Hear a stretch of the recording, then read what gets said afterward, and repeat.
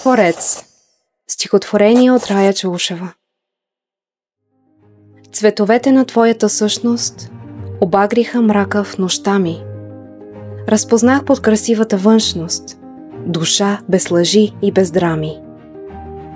Искрен, истински и чист, при мене връщаш се отново. И сякаш пак съм празен лист за багрите на силното ти слово. Кой познава истинския теб? Кой ли вижда цветовете ти?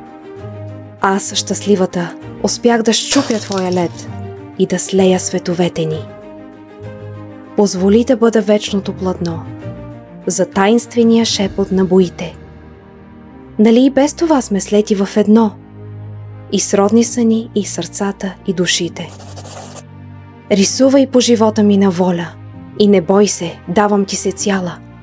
Но не дей си тръгва, аз те моля, само с теб съм искрена и бяла. Не дей унива, че не съм до теб, аз няма да си тръгна от портрета. Не забравяй, аз познавам истинския теб и с радост ще творя редом до Твореца.